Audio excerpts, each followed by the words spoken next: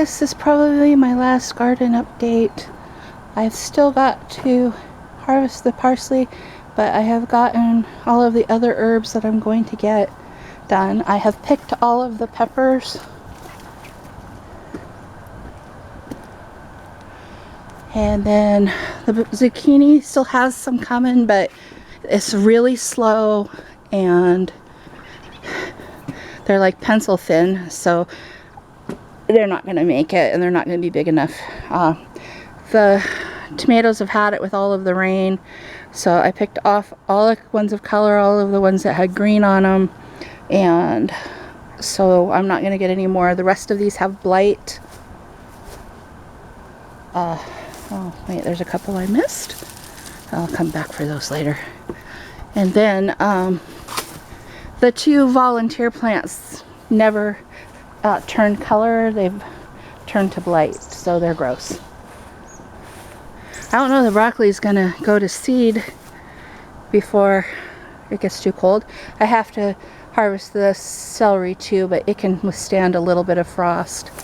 And I'll probably get a bunch of kale off of here to get some kale chips made.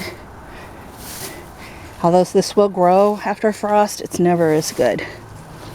All of the Patterson onions out. Ended up with one sweetmeat squash, which I'm going to leave until the frost does hit, because it does okay. And then the butternut, I did get some, but it's not going to mature. It's not big enough. But there's one in the tree here, and there's several smaller ones in there. This just was not a good enough place for light. If the corn hadn't been here, it probably would have done a lot better.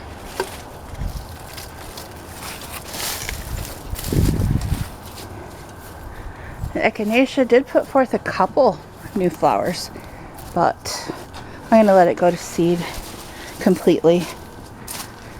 Oh, the yard is full of weeds again.